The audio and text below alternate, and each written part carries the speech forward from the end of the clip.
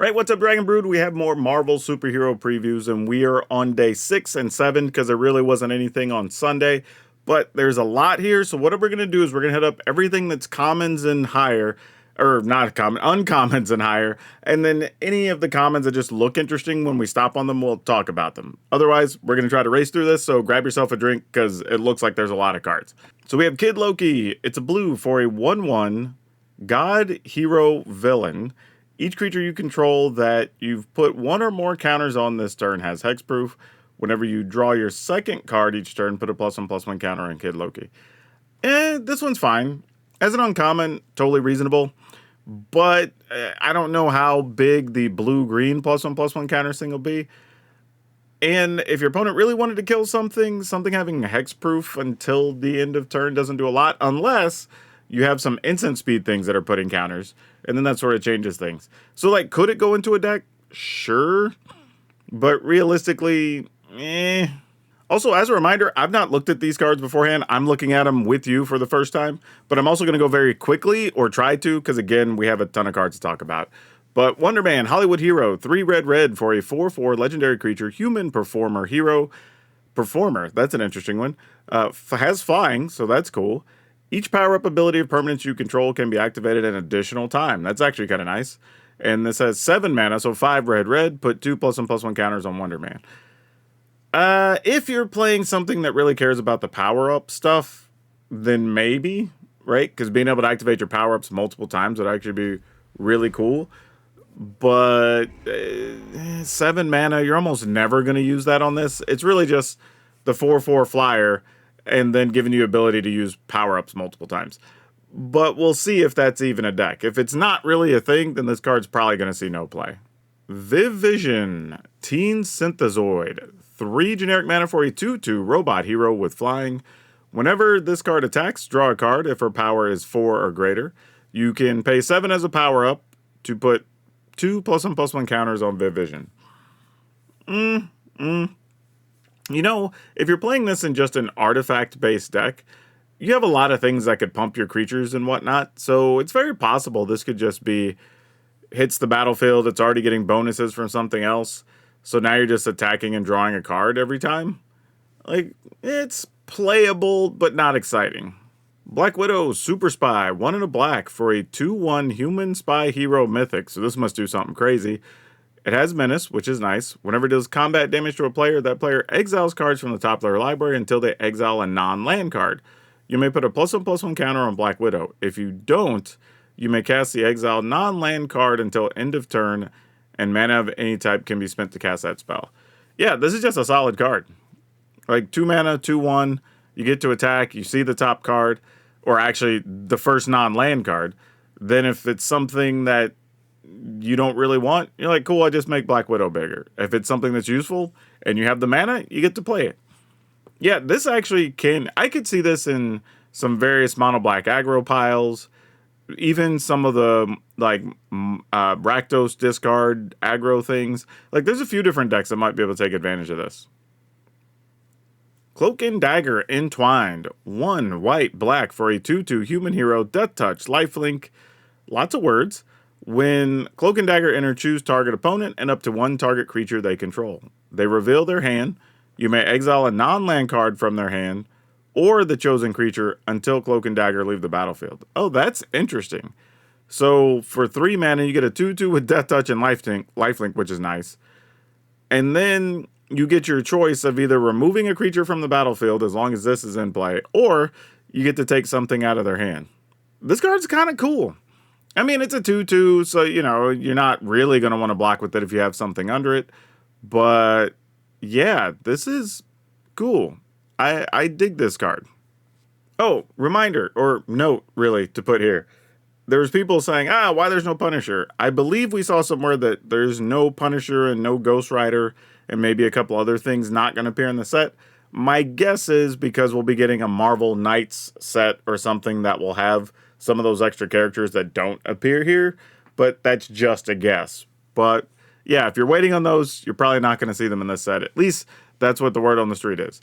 Anyway, I brought up the Savage Land Dinosaur. It's 4 green for a 7/6 trample, basic land cycling. Mostly because I think I saw another common that also had land cycling.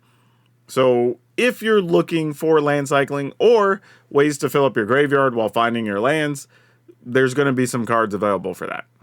Undercover Scroll, 1 and a green for a 1/1 Scroll Shapeshifter villain. As long as there are 2 or more creature cards in your graveyard, this gets +2/+2 and is all creature types. It taps for mana of any color. This is interesting because 1, it taps for mana of any color, which is nice. You know, it's 2 mana, not a huge deal. But once creatures die, you have a 3/3 that has all creature types. So not sure if that's going to matter, but there's probably some corner cases where this card could be useful. Dependable Quinjet. This made an appearance at common. 3 generic mana for a 3/3 vehicle with flying. Taps to add a mana of any color. It does have crew of 4. Most likely, if it gets played in a deck, it's going to be something that wants multicolor stuff and flyers. But there's a lot of other vehicles that are probably still better that we will end up playing. I just thought it was noting because the Quinjet actually made an appearance. Vision Quest. X blue-red. Sorcery. Search your library and or graveyard for an artifact creature card with mana value X or less and put it onto the battlefield with X additional +1/+1 counters on it. If X is 4 or greater, it gains haste until end of turn. If you search your library this way, shuffle. Wow, this card's kind of sweet. So you could spend, let's say 5, because that's a reasonable number, to go get a 3-cost artifact creature that also enters with 3 counters on it. If you were to spend 1 more mana, though, you then get something that costs 4 or less, and it enters with 4 counters and has haste. Yeah, somebody's going to find something to do with this card. This card's too good not to play. Like, there's so many uses for this. Just being able to tutor up a creature that you want and it comes in with counters and possibly has haste, that's actually pretty good. Swordsman, Sharp Scoundrel, 1 and a black for a 2/2 human hero villain. Whenever another villain you control enters, attach up to 1 target equipment you control to target creature you control. When an equipped creature you control attacks, it connives. So the villains are doing a lot of conniving, as we've seen in the set. But if you are playing some number of equipment with your villains, this is actually a very reasonable card. It just makes your equipment cost not matter as much and gives more value to every creature that you play. Rick Jones. Who? Oh, if you know, you know. Rick Jones, Destined Sidekick. A green mana for an 0/3 human advisor. You can pay 3 and tap it, mill 4 cards. You may put a hero or enchantment card from among those into your hand. It's okay. It's okay. I mean, it's an 0/3, so it doesn't do much. You have to wait till you have 3 mana. Fortunately, you don't have to do it as a sorcery, which is nice. But it's probably going to end up just being too slow to see any real action. Team Tactics, 1 and a red, instant, teamwork 1. So reminder, teamwork, as an additional cost to cast it, you can tap any number of creatures with total power 1 or more. Or whatever the teamwork number is. Target creature gains double strike until end of turn. If this spell was cast using teamwork, that creature also gains trample until end of turn. Oh boy, we needed the red decks to have this type of action, huh? If you thought Slickshot Show Off was silly before, the fact that it would be able to get double strike and trample now? Yeah, this card, I don't think it goes into a lot of decks, but the couple of decks it goes into, oh boy. But there could even be like a Gruul aggro or Rakdos aggro pile that could play this as well. Because just having even a 3 or 4 power creature attacking with double strike and trample, like that can be enough to end the game. She-Hulk Jade Defender, 3 and a green for a 4/4 gamma hero with reach and trample, and then power up of 6, destroy up to 1 target artifact or enchantment, put a +1/+1 counter on She-Hulk. This is fine. It's nothing exciting. It's a 4 mana 4/4. It does have reach and trample, which is nice. I guess sometimes you're going to use its ability. Like, I guess if you just were looking to keep playing creatures, but didn't want to have spells in your deck to destroy artifacts and enchantments, this is one way you could go about it. Spider-Man to the rescue. 2 and 1 Selesnya mana. So 3 mana for a 3/2. Spider, human, hero, flash, vigilance, reach. When Spider-Man enters, you may tap him. When you do, another target non-attacking creature you control gains indestructible until end of turn. Oh, this is a cute card. 3 mana, 3/2, vigilance, flash, reach. Basically, you can block with something and then tap it and make a creature. Wait, it doesn't even. Oh, it does say another target, non-attacking creature. So you'd have to have something else. That's fine. I would assume if I'm playing the hero deck, or for some reason I'm going back and playing a spider deck, then this has some value. Just to save your best creature, even from a sweeper or whatever, is more than reasonable. But otherwise, eh. I mean, it also doesn't work all the time. It's only when it enters that you can tap them. So that's something else to keep in mind. Taskmaster. Mercenary Mimic. 2 blue, black for a 3/5 human mercenary villain. At the beginning of your first main phase until your turn, Taskmaster becomes a copy of up to one target creature on the battlefield or creature card in a graveyard, except his name is Taskmaster, Mercenary Mimic, and he's a legendary human mercenary villain creature. So for 4 mana, at the beginning of each, or the first main phase, each turn, your first main phase, you can turn it into something, right? Either a creature in play or in the graveyard, and then it goes back to being a 3/5 at the end of turn. This is probably useful, right? You don't get the inner battlefield triggers, but if you just want the abilities of cards in your graveyard, like, yeah, sure. Why not? The name of this is awesome for a counter spell. The only reason I'm showing it, but we say thee nay. That's going to be fun to say. 1 and a blue. It has teamwork 2. Counter this target spell unless the controller pays 2. Counter that spell unless the controller pays 4 instead if the spell was cast using teamwork. Yeah, this is just typical 2 mana counter a thing unless somebody pays 2, but in this case, your teamwork can make it 4. Justice. Vance Astrovic. 2 and a blue for a 2/2 mutant hero with flying. When Justice enters, return up to one target non-land, non-token permanent to its owner's hand. When another non-land permanent you control is returned to its owner's hand, put a +1/+1 counter on Justice. So it can return any permanent to its owner's hand. So you could reuse your ETBs or bounce an opponent's thing. And then if another non-land permanent we control is returned to its hand, we get to put a counter on this. It's has the words where you want to try to do something tricky and do some blink effect type stuff or whatever, but it's probably just not going to make the cut. Whiplash, Vengeful Engineer, a single black mana for a 2/2 human artificer villain. Whiplash enters tapped. When he attacks, if he's equipped, each opponent loses X life and you gain X life, where X is the number of equipment attached to him. Well, again, we were just talking about villains having equipment and whatnot. This is one of the exact type of cards that goes in there, right? You get a 2/2 for 1, which obviously enters tapped, so you can't block with it on your first turn.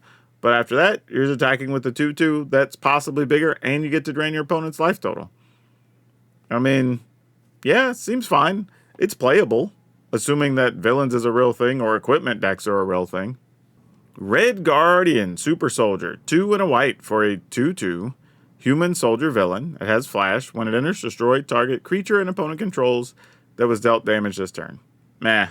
Cards like this pretty much never see real play.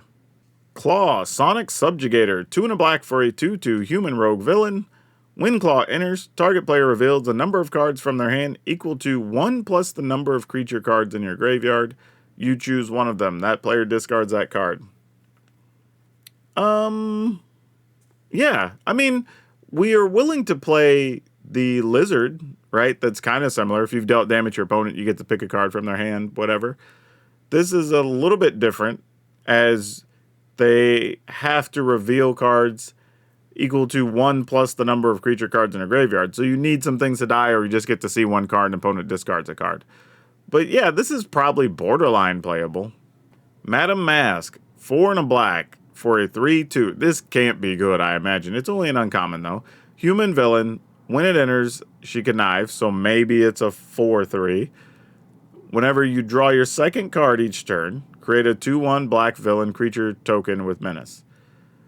So if you pay 5, you draw and discard, possibly have a 4/3 and a 2/1. That's good value for 5 mana.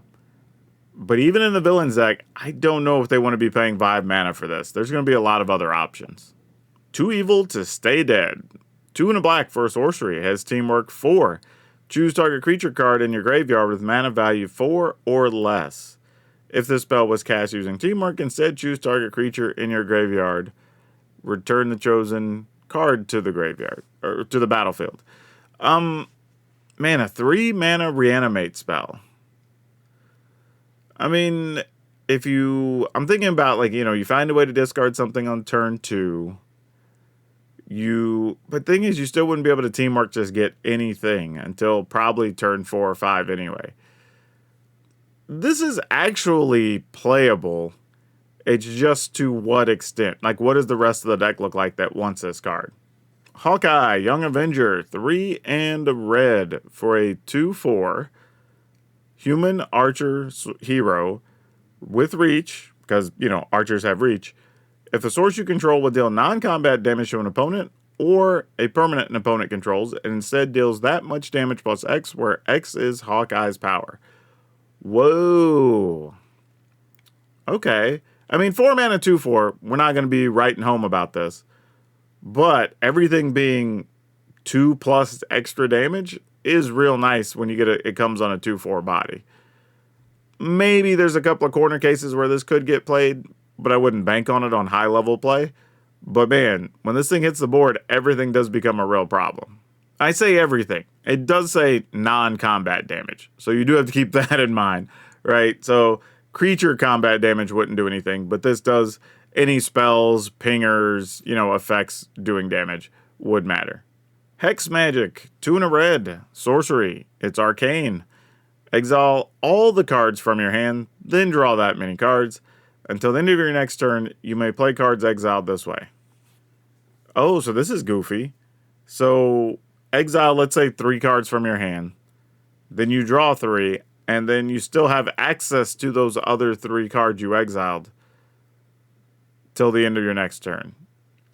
Man, that's very weird how this works, but kind of neat, especially if you're digging for combo pieces in older formats. This could be kind of cool. Loki Lafayzen. I don't know how you say that. Lafayson? Weird. I just realized I don't think I've ever heard Loki's official last name. 2 and a red for a 2/1 God Sorcerer Villain. You pay 1, you tap it. When you next cast an instant or sorcery spell with mana value less than or equal to Loki's power this turn, copy that spell. You may choose new targets for the copy. Power up, pay 5, put 2+ and +1 counters on Loki.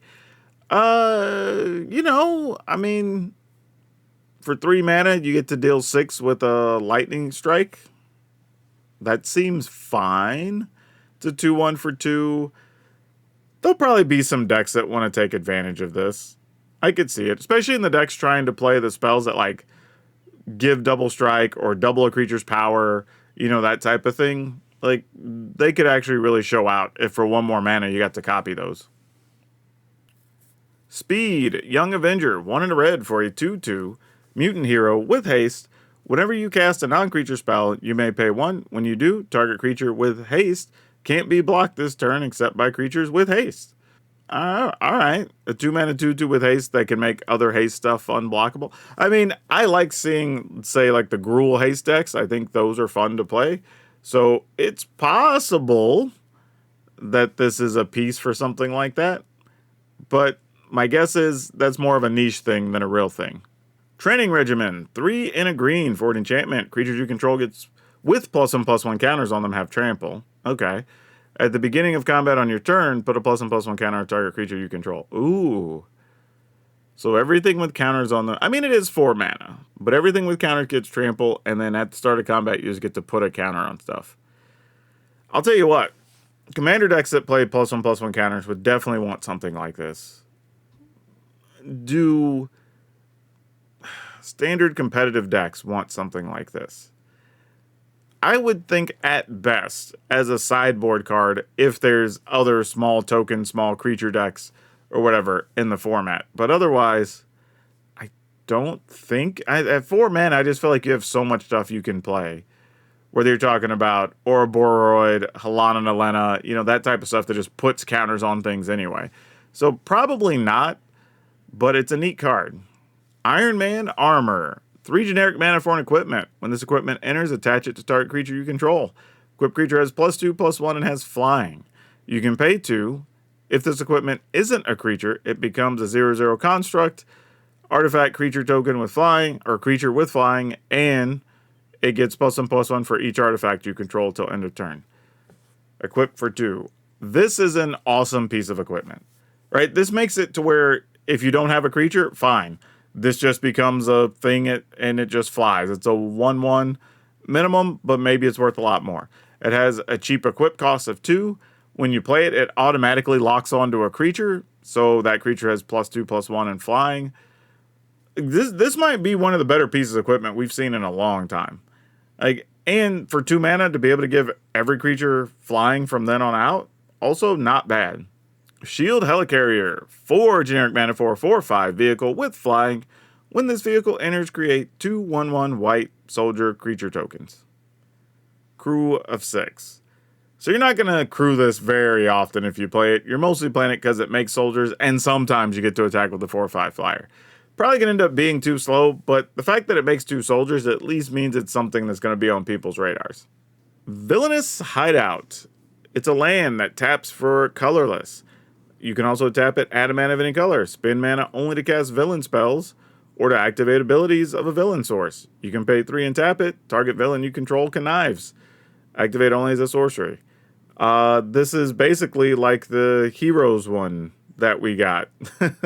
Was it Stark Tower or something, or whatever, you know, that worked for Heroes?